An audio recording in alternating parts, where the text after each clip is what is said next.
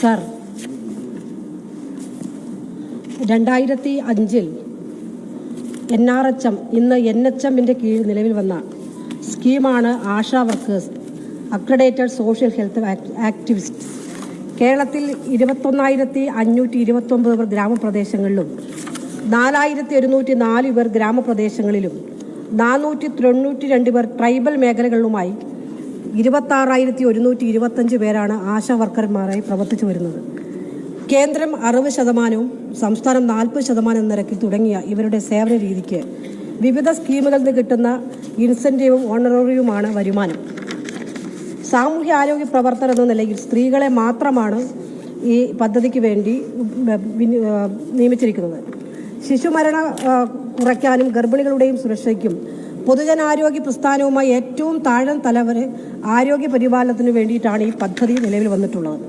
ഇവർ യഥാർത്ഥ തൊഴിലാളികളല്ല, സന്നദ്ധ പ്രവർത്തകരാണ്. അതുകൊണ്ട് ശമ്പളം, മിനിമം വേതനം എന്ന തത്വം ഇവർക്ക് ഇപ്പോൾ ബാധകമല്ല.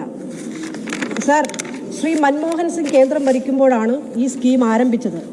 ഈ വ്യവസ്ഥകൾ ഉണ്ടാക്കിയതും കോൺഗ്രസ് സർക്കാരാണ്. അതുകൊണ്ട് തന്നെ കേരളത്തിലെ കോൺഗ്രസ്സുകാർക്ക് ഈ ദുരവസ്ഥയിൽ പങ്കുണ്ട് എന്ന് ഞാൻ പറയുന്നു. സർ, ചെയ്ത ജോലിക്ക് ഇൻസെൻറ്റീവ് ലഭിക്കുന്നത് 2009 8 സംസ്ഥാനങ്ങളിൽ നിന്നുള്ള ആശാ വർക്കർമാർ CITUവിന്റെ നേതൃത്വത്തിൽ പാർലമെന്റ് മാർച്ച് സംഘടിപ്പിച്ച് 1.5 വർഷത്തിന് ശേഷമാണ്. ഇന്ന് ഇവരെ ഈ സമരത്തിൽ പ്രേരിപ്പിക്കുന്ന ചില കപട രാഷ്ട്രീയം അന്ന് ഈ സമരത്തിൽ എവിടെയും കണ്ടിരുന്നില്ല. സർ, ശ്രീ VS അച്യുതാനന്ദൻ അവരുടെ കാലത്താണ് ഉത്സവ ഭത്ത ആവശ്യപ്പെട്ട് സമരം. 500 രൂപ അനുവദിച്ചു. 3000 രൂപ തോതിൽ ഓണററിയം നൽകാനും അന്ന് തീരുമാനിച്ചു. 2021 UDF അധികാരത്തിൽ 14 മാസം കഴിഞ്ഞിട്ടും ഓണററിയമോ ഇൻസെൻറ്റീവ് നൽകാൻ തയ്യാറായില്ല. സർ, ഇന്ന് ഈ സമരത്തിൽ വന്നവർ ഇക്കാര്യം പറയാനേ തയ്യാറാവുന്നില്ല. അവർ മനസ്സിലാക്കി തുറന്നു പറയുന്നുമില്ല. CITUവിന്റെ നേതൃത്വത്തിൽ വീണ്ടും സമരം ആരംഭിച്ചു. സർ, അന്ന് ഇത്രയും സമയം 14 മാസം കൊടുക്കാതിന്റെ അടിസ്ഥാനത്തിൽ CITU വീണ്ടും സമരം ആരംഭിച്ചു. അന്ന് ഒരു ചർച്ചയുമില്ല, അന്തിച്ചർച്ചയില്ല, മാധ്യമങ്ങളുടെ പടയില്ല, ഒന്നുമില്ല. 5 വർഷത്തെ UDFന്റെ ഭരണത്തിൽ 700 രൂപയിൽ നിന്ന് 1000 രൂപയാക്കി ഓണററിയും 5000 ആക്കുമെന്ന് പറഞ്ഞ് ഈ പാവപ്പെട്ട ആശമാരെ വഞ്ചിക്കുകയാണ് യഥാർത്ഥത്തിൽ UDF ഗവൺമെന്റ് അന്ന് ചെയ്തത്. LDF ഗവൺമെന്റ് അധികാരത്തിൽ വന്ന് 1000 രൂപയിൽ നിന്ന് 6000 ആക്കി ഉയർത്തി. കേന്ദ്രത്തിൽ സമ്മർദ്ദം ചെലുത്തി 2000 രൂപ ഫിക്സഡ് ഇൻസെന്റീവ് ആക്കി.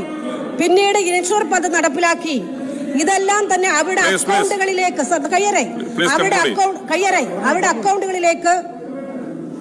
അക്കൗണ്ടുകളിലേക്ക് ക്രെഡിറ്റ് ചെയ്യാമെന്ന് തീരുമാനിച്ചു. ഇന്ന് സത്യത്തിൽ അയൽ സംസ്ഥാനങ്ങളെ അപേക്ഷിച്ച് മെച്ചപ്പെട്ട നിലയിൽ അവർക്ക് ലഭിച്ചുകൊണ്ടിരിക്കുകയാണ്. സർ, NHM ഫണ്ടിൽ നിന്ന് കേന്ദ്ര ഷെയർ 468 കോടി നൽകാത്തതിൽ സമരക്കാർക്കോ ഈ പ്രതിപക്ഷത്തിനോ ഒരു പ്രതിഷേധമില്ല. സംസ്ഥാന ഫണ്ടിൽ നിന്ന് പണം കൊടുത്തു തീർത്ത് 100 കോടി രൂപ ഇപ്പോഴും കേന്ദ്ര സർക്കാരുണ്ട്. സർ, ഞാൻ പറഞ്ഞത്, സർ, CITU വീണ്ടും സമരരംഗത്ത് 15 വർഷത്തെ ആശാ പ്രവർത്തകരുടെ വേതന ചരിത്രത്തിൽ ഒരു ചെറുവിരൽ പോലും അനക്കാൻ കഴിയാത്തവരാണ് ഇന്ന് ഈ മുതലക്കണ്ണീരത്തിന്റെ ആരോഗ്യ മേഖലയിൽ സുത്യർഹമായ സേവനമനുഷ്ഠിക്കുന്ന ഈ പാവപ്പെട്ട ആശാ വർക്കർമാര് അവരുടെ ജോലി സ്ഥിരതയും അതുപോലെ തന്നെ ശാക്തീകരണത്തിനും ഓണററിയും ഇൻസെന്റീവ് ലഭിക്കുന്നതിനും സർ കേന്ദ്ര സർക്കാരിൽ നിന്ന് സമയബന്ധിതമായി വിഹിതം ലഭ്യമാക്കുന്നതിന് വേണ്ടി സമ്മർദ്ദം ചെലുത്തണമെന്നും സ്കീം വർക്കേഴ്സായ മുഴുവൻ ആൾ, ഇത് മാത്രമല്ല ആശാ വർക്കർമാർ മാത്രമല്ല, അവരെല്ലാം തൊഴിൽ നിയമത്തിന്റെ പരിധിയിൽ കൊണ്ടുവരുന്നതിന് വേണ്ടി സംസ്ഥാന ഗവൺമെന്റ്, കേന്ദ്ര ഗവൺമെന്റ് സമ്മർദ്ദം നടത്തുന്ന നടപടികൾ സ്വീകരിക്കണമെന്നും ഈ സന്ദർശനത്തിലൂടെ ഞാൻ ആവശ്യപ്പെട്ടു. സർ, ബഹുമാനപ്പെട്ട അംഗം ആശമാരെ സംബന്ധിച്ചിട്ടുള്ള വളരെ കാതലായിട്ടുള്ള ഒരു പ്രശ്നമാണ് ഉയർത്തിയത്. ഇവിടെ പറഞ്ഞതുപോലെ ആശ ഒരു കേന്ദ്ര സ്കീമാണ് sir. Accredited social health activist എന്ന നാമധേയം, അതാണ് ആശയുടെ വിപുലമായിട്ടുള്ള എക്സ്പാൻഷൻ സർ. സർ, അതിൽ ഇവരെ സന്നദ്ധ പ്രവർത്തകരായിട്ടാണ് ഈ സ്കീം വിഭാവനം ചെയ്യുന്നത്. അവിടെ ഇവരെ തൊഴിലാളികളാക്കണം എന്നുള്ള, അവർ തൊഴിൽ നിയമങ്ങളുടെ പരിധിയിൽ വരണം എന്നുള്ളത് തീർച്ചയായിട്ടും ആ നിലപാടിനൊപ്പമാണ് സംസ്ഥാന സർക്കാർ ഉള്ളത്. തീർച്ചയായിട്ടും അത് കേന്ദ്ര സർക്കാരിനോട് ഇക്കാര്യം നമുക്ക് തുടർച്ചയായിട്ടും ആവശ്യപ്പെടാം സർ.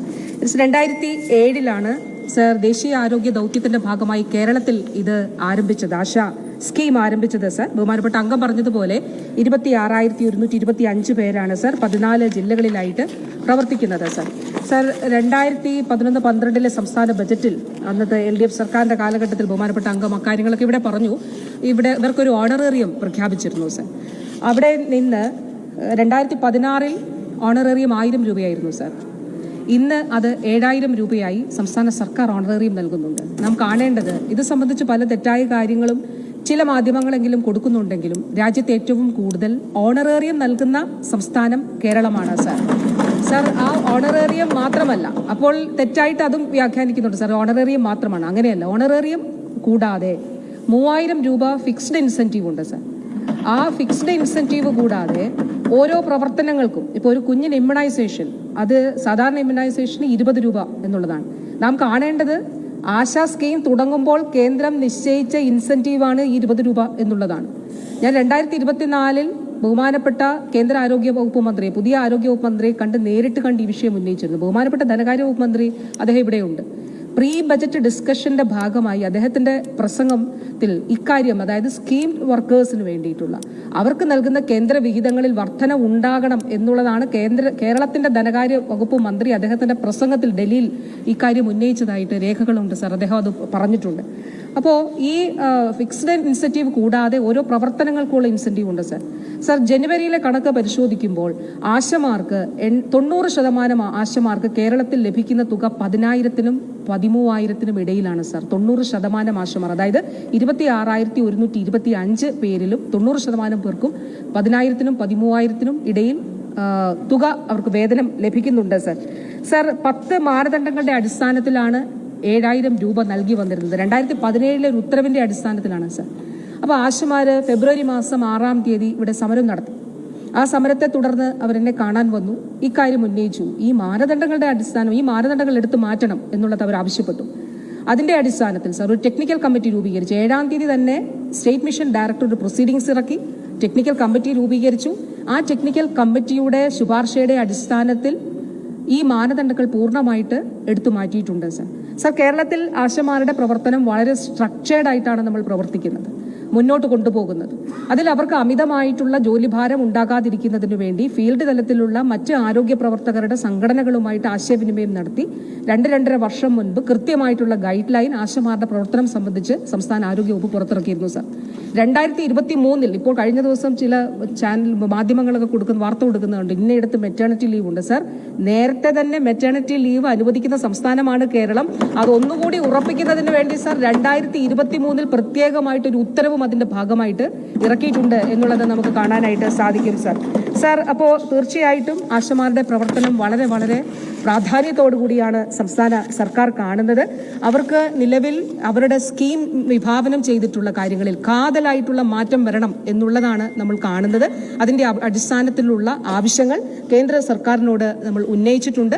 അത് മാത്രമല്ല സർ, ഇതിന്റെ ഭാഗമായി ആശമാർ ഉന്നയിച്ചിട്ടുള്ള, ഇപ്പോൾ ഒരു ഉദാഹരണം പറഞ്ഞാൽ സർ, ഇപ്പോൾ നമ്മുടെ ശൈലി പോപ്പുലേഷൻ സർവേ നടക്കുന്നു. അതേ സമയം തന്നെ കേന്ദ്രത്തിന്റെ ഒരു TV പ്രോഗ്രാം വന്നു. അപ്പോൾ അതിന് ചുമതലയുള്ള ചില 1-2 ഉദ്യോഗസ്ഥർ TV പ്രോഗ്രാമിന്റെ സർവേ പ്രത്യേകം നടത്തണമെന്ന് പറഞ്ഞു. 6-ാം തീയതിയിലെ സമരത്തിൽ ആശമാർ ഇക്കാര്യം കൂടി ഉന്നയിച്ചു സർ. അപ്പോൾ ഈ അവരുടെ ആവശ്യം പരിഗണിച്ചുകൊണ്ട് ശൈലി സർവേയിൽ ഇത് ഉൾപ്പെട്ടിട്ടുള്ളതിനാൽ അത് പരിഗണിക്കേണ്ടതില്ല എന്ന് പറയുകയുണ്ടായി സർ. ഇനി ഒരു കാര്യം കൂടി വളരെ പ്രധാനപ്പെട്ട കാര്യമാണ്, അത് കേന്ദ്രത്തിന്റെ ഭാഗത്തുനിന്ന്, അതായത് ഈ സ്കീം സംബന്ധിച്ച കാര്യങ്ങളിൽ കാതലായ മാറ്റം വേണമെന്ന് പറഞ്ഞു സർ. 2023-24 സാമ്പത്തിക വർഷം, അതായത് കഴിഞ്ഞ സാമ്പത്തിക വർഷം ആശമാർക്ക് കൊടുക്കേണ്ടിയിരുന്ന 100 കോടി രൂപയിൽ 1 രൂപ പോലും കേന്ദ്രം നൽകിയിട്ടില്ല സർ. 1 രൂപ പോലും നൽകിയിട്ടില്ല സർ. നാം വളരെ ഗൗരവത്തോടെ കാണേണ്ട ഒരു വിഷയമാണ്. അന്ന്, അതായത് കമ്മിറ്റഡ് ആയിട്ടുള്ളൊരു കാര്യമാണ്. ഒരു സാമ്പത്തിക വർഷത്തിന്റെ തുടക്കത്തിൽ കേന്ദ്രം പറയും ഇത്ര കോടി രൂപ നിങ്ങൾക്ക് തരും, ഇതിൽ 60% കേന്ദ്രം തരും, 40% സംസ്ഥാനം നൽകും. ഞാൻ ഇൻസെന്റീവിന്റെ കാര്യം പറഞ്ഞല്ലോ സർ. അത് കേന്ദ്രം മാത്രമല്ല നൽകുന്നത്, ഫിക്സഡ് ഇൻസെന്റീവും മറ്റ് ഇൻസെന്റീവും കേന്ദ്രവും സംസ്ഥാനവും 60-40 അനുപാതത്തിലാണ് നൽകുന്നത്. ഈ പറഞ്ഞ തുകകളെല്ലാം തന്നെ 7,000 രൂപ സംസ്ഥാനം മാത്രം നൽകുന്ന ഓണറേറിയമാണ് സർ. ഈ 100 കോടി രൂപ കേന്ദ്രം നൽകിയില്ല എന്നുള്ളത് മാത്രമല്ല, ഇത് സംബന്ധിച്ച് തുടർച്ചയായിട്ടുള്ള ആവശ്യങ്ങൾ കേന്ദ്രത്തിന്റെ മുന്നിൽ ഈ അഭ്യർത്ഥനകൾ നടത്തിയിരുന്നെങ്കിലും അതിൽ അനുഭാവപൂർണ്ണമായിട്ടുള്ളൊരു നിലപാട് ഉണ്ടായിട്ടില്ല. അക്കാര്യം സാക്ഷാത്കരിച്ചിട്ടുമില്ല എന്നുള്ളത് കൂടി ഈ സഭയെ ഞാൻ അറിയിക്കാനായിട്ട് ആഗ്രഹിക്കുന്നു. ചില മാധ്യമങ്ങൾ, ഒരു മാധ്യമത്തിൽ വന്ന വാർത്ത മന്ത്രിയുടെ വാദം എന്നാണ്. സാർ, വാദമല്ല, നമ്മുടെ മുന്നിലുള്ള കണക്ക്, ഫാക്ച്വൽ ആയിട്ടുള്ള കാര്യങ്ങളാണ് സാർ, കണക്കുകളാണ് സാർ. ഇപ്പോൾ ഒരു സ്റ്റേറ്റ് കഴിഞ്ഞ ദിവസം പറഞ്ഞു എല്ലാം കൂടി 10,000 രൂപ നൽകാം. അതിവിടെ ഒരു മാധ്യമത്തിന് വലിയ ബ്രേക്കിംഗ് വാർത്തയായിരുന്നു സാർ. സാർ, എല്ലാ ഓണറേറിയവും ഇൻസെന്റീവും എല്ലാം കൂടെ 10,000 രൂപ നൽകാമെന്ന് പറഞ്ഞു. ഇവിടെ കേരളത്തിൽ 10,000-നും 13,000-നും ഇടയിൽ 14,000 വാങ്ങിക്കുന്ന ആശമാരും ഉണ്ട് സാർ. സാർ, അതുകൊണ്ട് കൃത്യമായിട്ടുള്ള കണക്കുകളുടെ അടിസ്ഥാനത്തിലും രേഖകളുടെ അടിസ്ഥാനത്തിലുമാണ് പറയുന്നത്. ഈ നിലയിൽ ഏറ്റവും കൂടുതൽ ഓണറേറിയം നൽകുന്ന സ്റ്റേറ്റ് കേരളമാണ്. സ്ട്രക്ചേർഡ് ആയിട്ട് പ്രവർത്തിക്കുന്നതിന്റെ അടിസ്ഥാനത്തിലാണ് നമ്മുടെ ആശമാർക്ക് 10,000-നും 13,000-നും ഇടയിൽ അവർക്ക് വേതനം ഒരു മാസം ലഭിക്കുന്നത്. സാർ, അതോടൊപ്പം തന്നെ ദേശീയാരോഗ്യ ദൌത്യത്തിന്റെ ഭാഗമായി കേരളത്തിന് ലഭിക്കേണ്ടതായിട്ടുള്ള തുക ലഭിച്ചിട്ടില്ല എന്നുള്ളതും ബഹുമാനപ്പെട്ട മുഖ്യമന്ത്രി കഴിഞ്ഞ ദിവസം ഈ ഇപ്പോഴത്തെ പാർലമെന്റ് സെഷന് തൊട്ടു മുൻപും MP-മാരുടെ മീറ്റിംഗ് വിളിച്ചു ചേർത്തിരുന്നു സാർ. ആ മീറ്റിംഗിൽ ഈ കാര്യം പറഞ്ഞിരുന്നു. ബഹുമാനപ്പെട്ട CM-ന്റെ അധ്യക്ഷതയിൽ നടന്ന യോഗത്തിൽ ഇക്കാര്യം പ്രത്യേകമായിട്ട് ആരോഗ്യ വകുപ്പിന്റെ എന്തൊക്കെ വിഷയങ്ങളാണ് കേന്ദ്ര സർക്കാരിനോട് ഉന്നയിക്കാനുള്ളത് എന്ന് ചർച്ച ചെയ്തപ്പോൾ ഇക്കാര്യം അജണ്ടയിൽ ഉൾപ്പെടുത്തി ഇക്കാര്യം കേന്ദ്രത്തോട് ആവശ്യപ്പെടണം എന്നുള്ളതും സംസ്ഥാനത്തിന് ലഭിക്കാനായിട്ടുള്ള 600 കോടിയിലധികം രൂപ അതിൽ ലഭിക്കണം, അത് നേടിയെടുക്കണം എന്നുള്ള കാര്യവും ആ മീറ്റിംഗിൽ പറഞ്ഞിരുന്നു. അത് ബഹുമാനപ്പെട്ട MP-മാർ ആ വിഷയം ഉന്നയിക്കണം എന്നുള്ളതാണ് സാർ എനിക്ക് പ്രത്യേകമായിട്ട് ഒരിക്കൽ കൂടി അഭ്യർത്ഥിക്കാനുള്ളത്. ഇത് കേരളത്തിന്റെ ആവശ്യമാണ്, നമ്മുടെ ആശമാരുടെ ഉൾപ്പെടെയുള്ള ആവശ്യമാണ്. തീർച്ചയായിട്ടും ബഹുമാനപ്പെട്ട MP-മാർ കേന്ദ്രത്തിൽ പാർലമെന്റിൽ ഇക്കാര്യം ഉന്നയിക്കണം എന്നുള്ളത് കൂടി ഈ അവസരത്തിൽ ഞാൻ അഭ്യർത്ഥിക്കാനായിട്ട് ആഗ്രഹിക്കുന്നു സാർ.